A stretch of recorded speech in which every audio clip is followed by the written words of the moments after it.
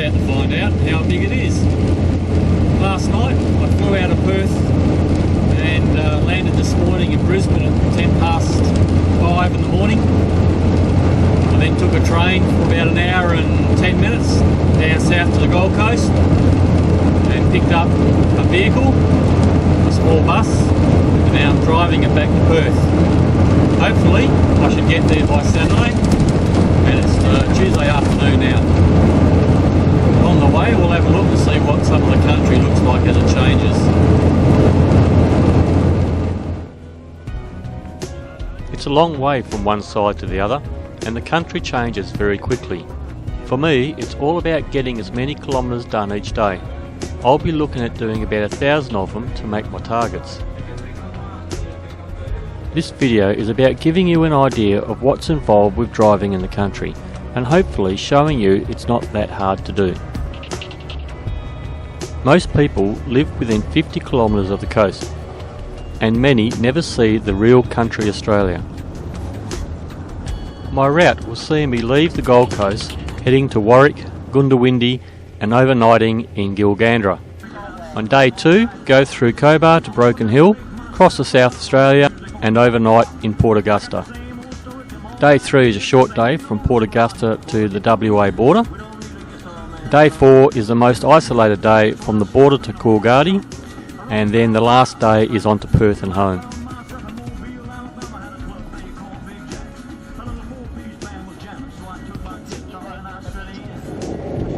This is my ride for the week. It's a Mitsubishi Rosa. I've taken it from Brisbane to Perth.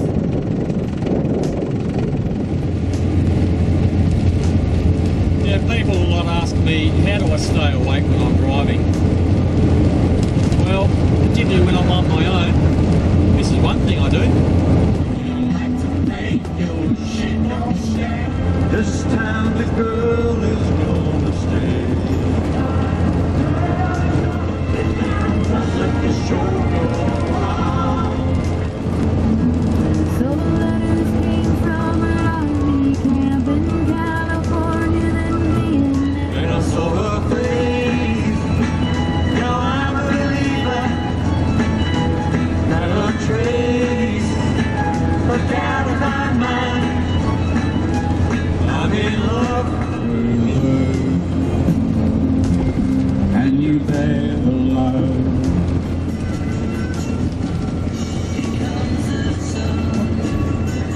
Take me from on the man. It was a great house smash. It was all a little flash. They played from on. What the hell is this crap? And I've still got people on. I karaoke in my head, nobody can hear me.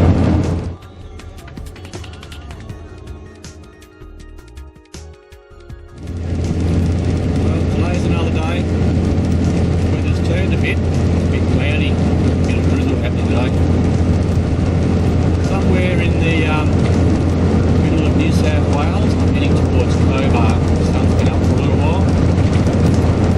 So sitting back for another 310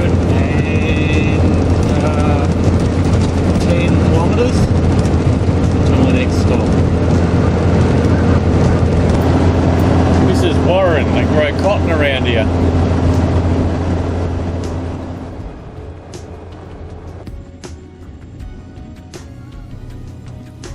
While all the roads are bitumen, they'll range from being really good to some really rough stuff.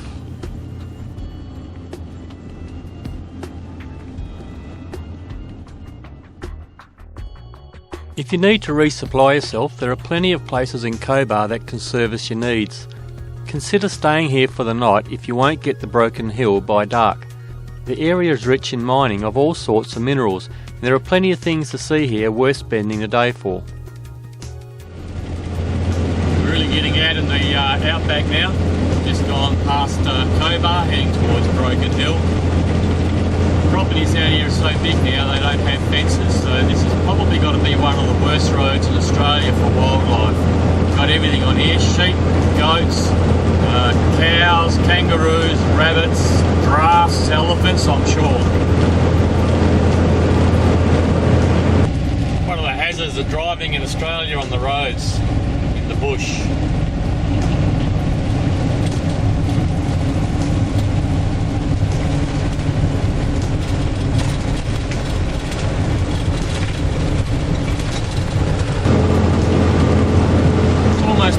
in the afternoon now. We're not too far out of Wilcannia where I've got to stop and get some more fuel, scratch the legs a little. Countryside's changed a bit, it's more down into the low scrub now. Not quite the double hook.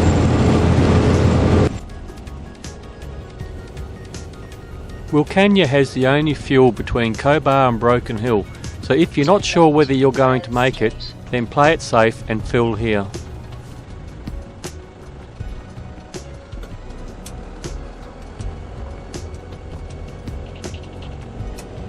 Continue 200 kilometers.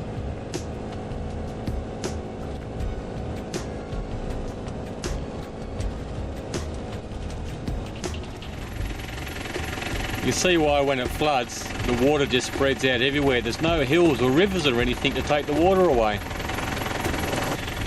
And these on the side of the road.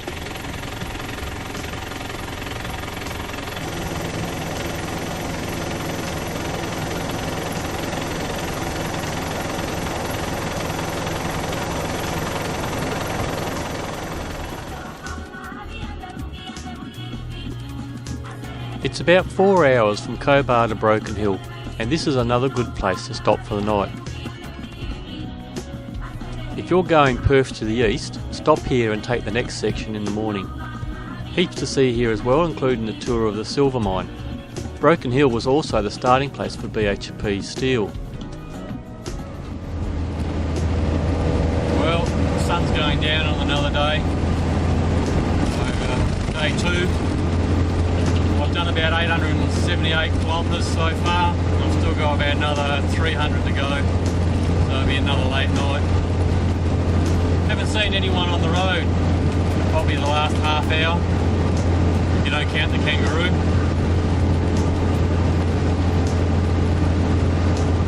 Oh well, tomorrow's another day.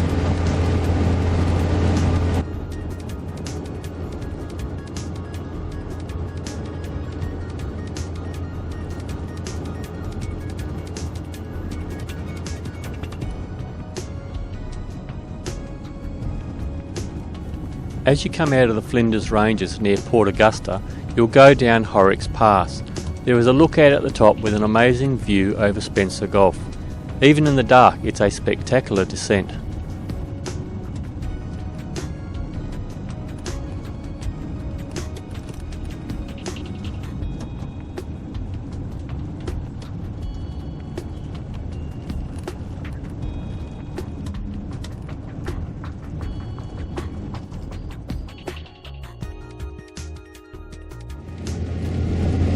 Day 3.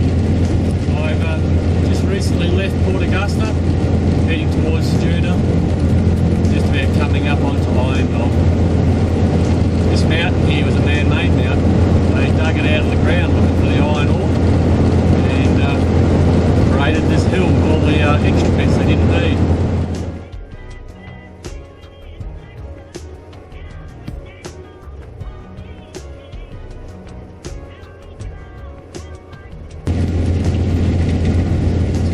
Sunny day at the moment, a bit cold, 8 degrees at the moment, it was 5 degrees when I started.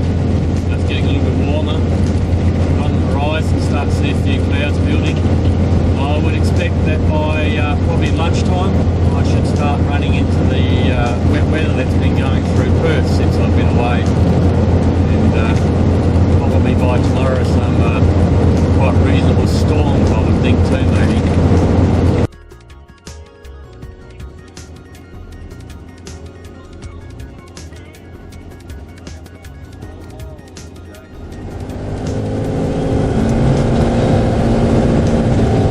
Just had lunch in Saguna. Coming up here, got my right hand turn, gets me onto the air highway, or still on the air highway, and then from there it's straight all the way through to Norseman and Western Australia. In 500 metres at the roundabout, take the I'll second be exit. stopping at the border tonight before I cross into WA tomorrow morning.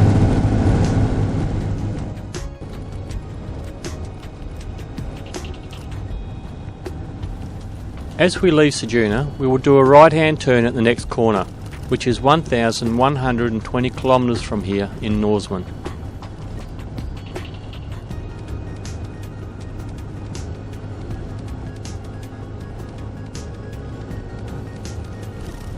There's already been a bit of rain around this area and you're starting to see some of the tractors in the paddocks preparing to get started for this year's crops.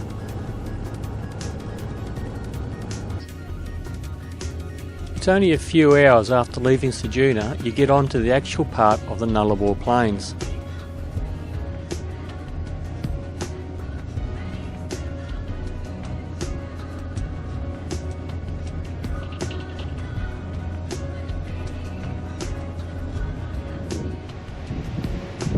When travelling the Nullarbor, this is one stop you really have to do. The Great Australian Bight. Go back a few million years ago and this is where Antarctica broke away from Australia and kept drifting south. Keep following the coast out that way and you'll go back to Adelaide.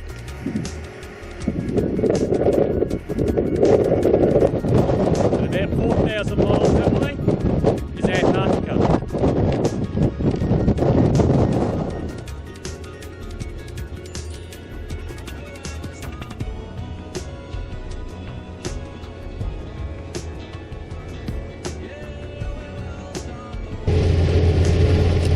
I'm looking a bit sick. The sun's going down and shining straight in my face. The day's almost finished. It's day 3 down, but also it's almost the end of my driving for today. I've made my target still in daylight, which makes a change. Just up in front of me here is the West Australian border, but I'll be stopping just before that at the BP border village and then go through the WA border tomorrow morning.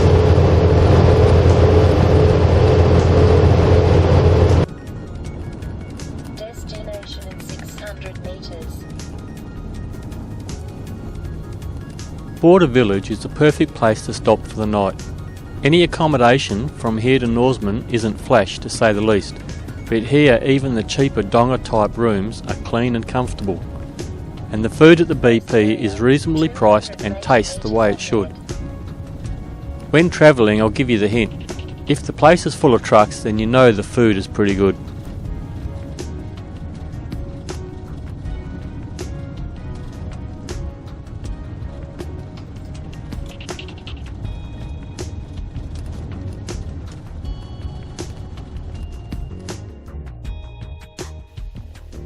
I'm in my room for my accommodation tonight. I thought I might show you what they look like. This one is a fairly good one for on the Nullarbor. Some of them are shocking. This one's sort of reasonable, it's respectable. It's not a very big place, it's an old donga from like the mining dongas type thing, but it's comfortable. But this is the bedroom. As we go around, we go into here to go to the bathroom. Light switch here somewhere. Maybe that's it. Nope, that's not it. Maybe it's out here somewhere. Oh, look at that. So that's the bathroom. Got a shower.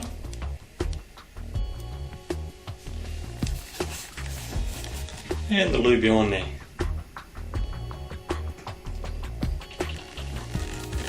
So if you're driving across and you need to stop for the night, there's plenty of accommodation along the way if you need to stop in motels, or you can stop on the side of the road if you've got a caravan. But as I said, this one's a reasonable one.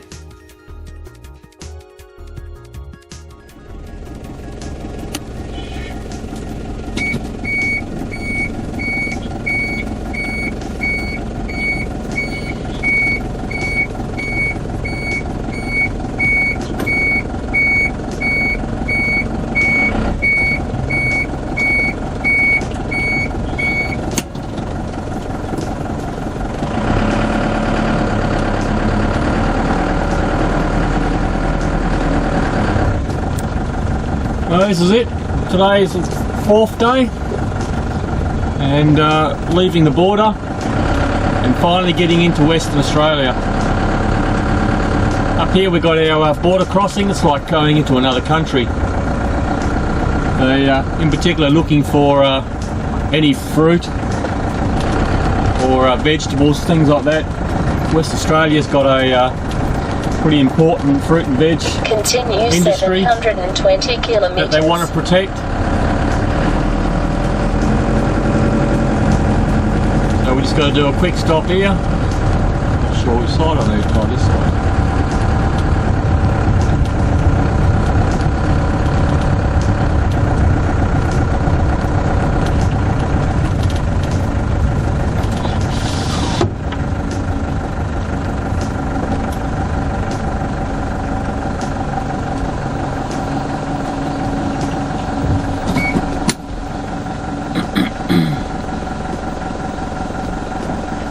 G'day, how you going? State crime scene check. Do you Yep. have any fresh fruit? No, and veggies no with fruit, you? no Just veg. turn it off for me. That's a bit quiet, isn't it? I wish it was like that all the fresh fruit time. and veggies, No, nothing like plants, that. No, seeds, no, honey. no. Okay. Floor's nice and clean. Just lift your feet up and go. There's no weed seeds or anything like that on the No, floor. no. Okay, we'll just come around the side. Yep, I'll have to. I'll just unlock that.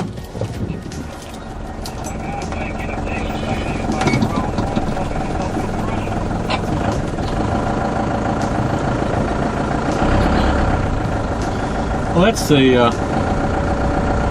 most in-depth check I've ever had crossing through there. And obviously going through that bus and a camper van and a fine-tooth comb.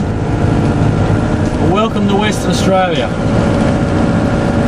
It's always a good sign, this, because it means I'm only 17 hours from home if I was to keep driving all the way through. Probably a little bit more than 17 in this thing, because this thing's a bit slow.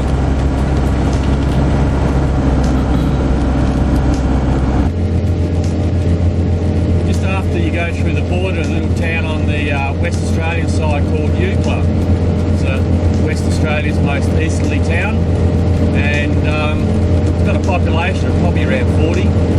But what I like is when you go past that, you go down through the Eucla Pass, and just the scenery is just amazing. You just come down onto the flats, and that flats run for about 100 kilometres before we climb up on the other side again.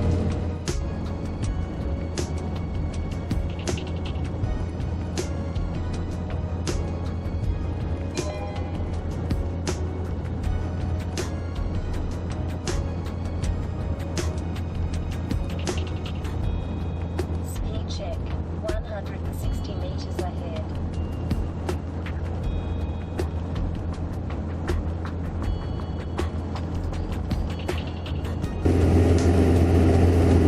You can see the ridge line there where we've come down. This ridge line will run along for the full 100 odd kilometres before we climb back up. Every so often out here you'll find a runway on the road.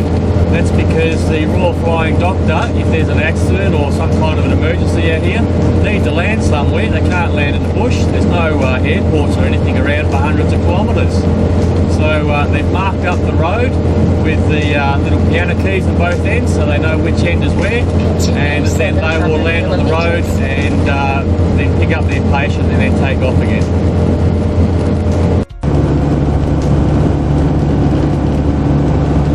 Coming up the Majura Pass. It's about almost 200 kilometres from the Eucla Pass, a little bit more than I thought.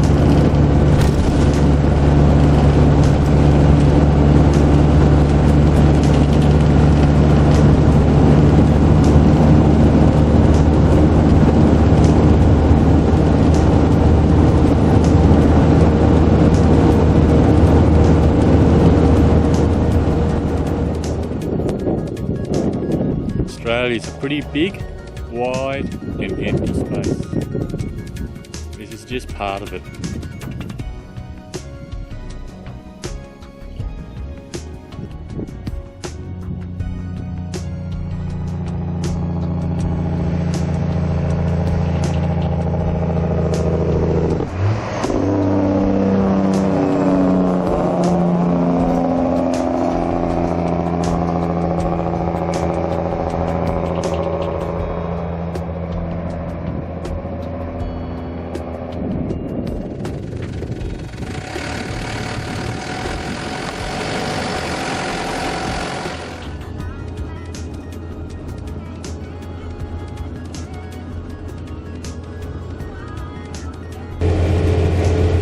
entered the 90 mile straight, which is 146 kilometres straight line, no bends whatsoever.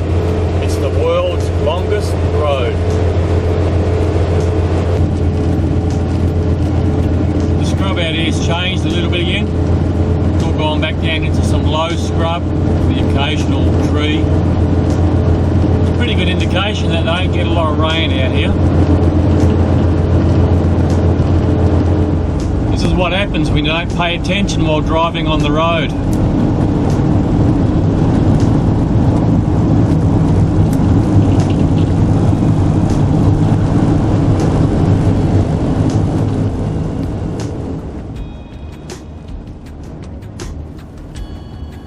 When you do come up on some slower traffic, don't be in a hurry to get around it.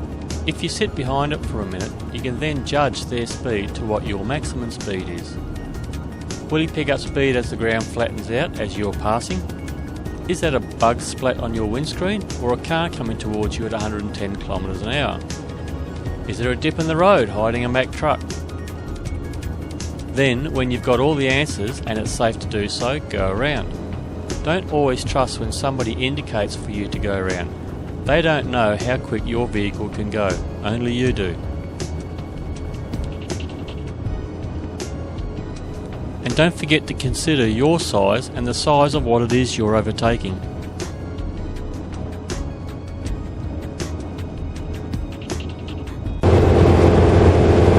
Just about to pull into Caledonia.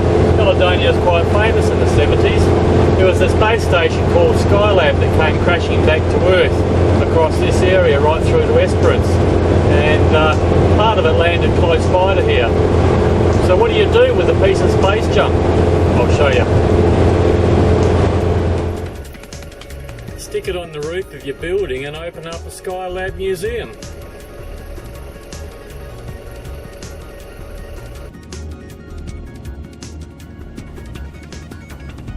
Another hazard on the road is oversized loads, but don't panic. The really big stuff will have an escort in front.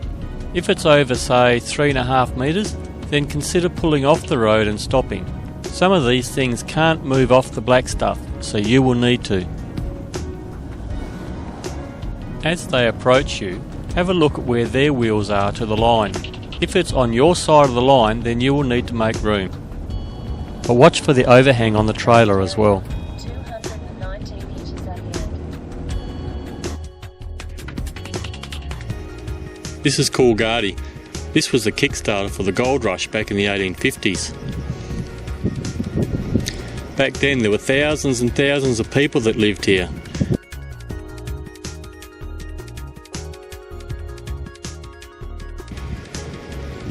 Up on top of this hill the warden lived. His idea was he could look out over the town and keep an eye on everybody.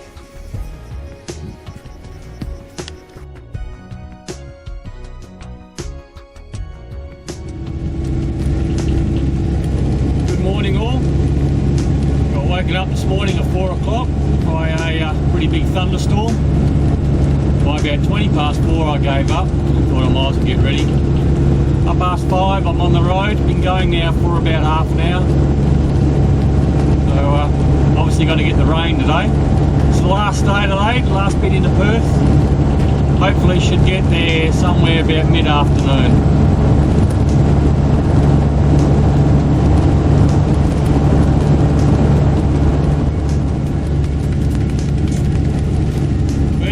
You're in a speed zone. It's got roadworks. Speed limit is supposed to be 80. So don't go passing anyone when they're doing 80. There's a reason for it.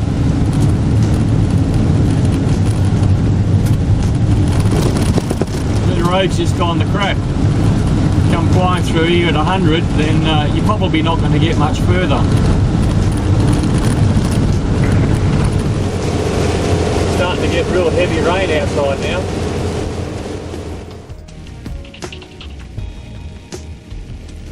In a lot of places it doesn't take much rain for it to start puddling up with the potential to flood the roads. So back off and slow down a bit because you just don't know what's around the next bend.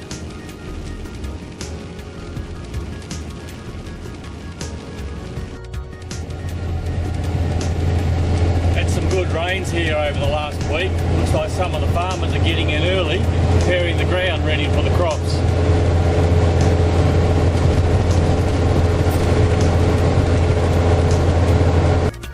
Of course, there is another way of crossing the country, but you don't quite see as much.